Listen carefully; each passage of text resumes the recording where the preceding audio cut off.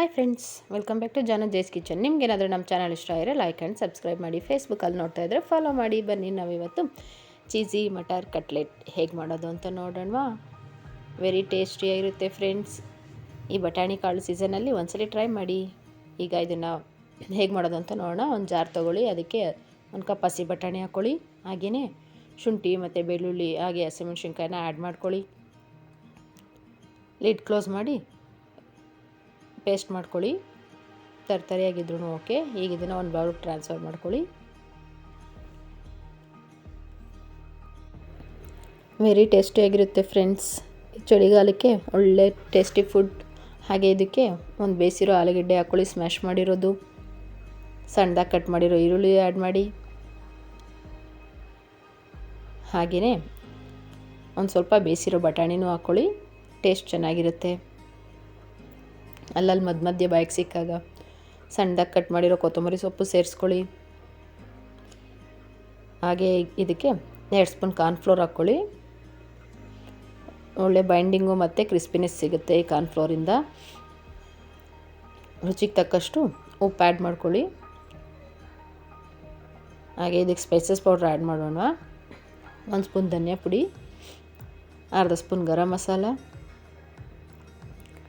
ಅರ್ಧ spoon red chilli powder, ಹಾಗೆ ಅರ್ಧ ಸ್ಪೂನ್ ಜೀರಾ ಪೌಡರ್ ಹಾಕ್ಕೊಂಡು ನೀಟಾಗಿ ಮಿಕ್ಸ್ ಮಾಡ್ಕೊಳ್ಳಿ. ನೀರೇನು ಆ್ಯಡ್ ಮಾಡೋದು ಬೇಕಾಗಿಲ್ಲ ಫ್ರೆಂಡ್ಸ್, ಬಟಾಣಿ ರುಬ್ಬಿರೋದೇ ಸಾಕಾಗುತ್ತೆ. ಈ ಥರ ನೀಟಾಗಿ ಕಲಿಸ್ಕೊಳ್ಳಿ.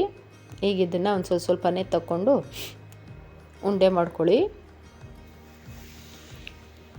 ಹೀಗೆ ಉಂಡೆ ಮಾಡಿಕೊಂಡು ಈ ಥರ ಮಧ್ಯದಲ್ಲಿ ಹೋಲ್ ಮಾಡಿಕೊಂಡು ಕಟ್ ಮಾಡಿರೋ ಸಣ್ಣ ಚೀಸ್ ಕ್ಯೂಬ್ಸ್ನ ಹಾಕ್ಕೊಳ್ಳಿ. ಎಲ್ಲ ನೀಟಾಗಿ ಕ್ಲೋಸ್ ಮಾಡ್ಕೊಳ್ಳಿ. ಈ ರೀತಿಯಾಗಿ ಹೀಗೆ ಇದನ್ನು ಕಟ್ಲೆಟ್ ಶೇಪಲ್ಲಿ ತಟ್ಕೊಳ್ಳಿ. ನೋಡಿ ಫ್ರೆಂಡ್ಸ್, ಹೀಗೆ ಈ ರೀತಿಯಾಗಿ ಎಲ್ಲ ಕಟ್ಲೆಟ್ನ ರೆಡಿ ಮಾಡಿ ಇಟ್ಕೊಳ್ಳಿ. ಹಾಗೆ ಇದನ್ನು ರವೆಯಲ್ಲಿ ಕೋಟಿಂಗ್ ಮಾಡ್ಕೊಳ್ಳಿ, ಡ್ರೈ ರವೆ. ಈಗ ಎಣ್ಣೆ ಕಾಯಕ್ಕಿಟ್ಟು ಒಂದೊಂದೇ ಕಟ್ಲೆಟ್ಗಳನ್ನ ಎಣ್ಣೆಯಲ್ಲಿ ಡೀಪ್ ಫ್ರೈ ಮಾಡ್ಕೊಳ್ಳಿ.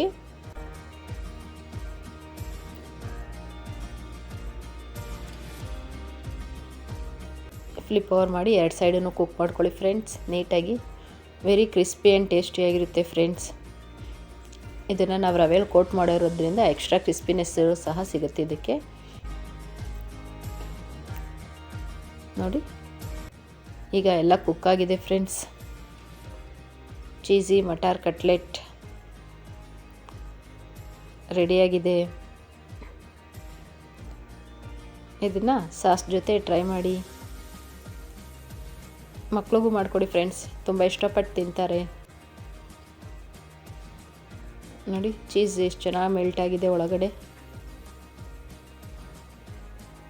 ಒಳ್ಳೆ ಟೇಸ್ಟ್ ಸಿಗುತ್ತೆ ಫ್ರೆಂಡ್ಸ್ ಇದಕ್ಕೆ ಚೀಸಿಂದ. ಸಾಸ್ ಜೊತೆ ಟೇಸ್ಟ್ ಮಾಡೋಣ. ಸೂಪರಾಗಿದೆ ಫ್ರೆಂಡ್ಸ್. ನೀವು ಮನೇಲಿ ಟ್ರೈ ಮಾಡಿ ಕಮೆಂಟ್ ಮಾಡಿ ತಿಳಿಸಿ. Thank you.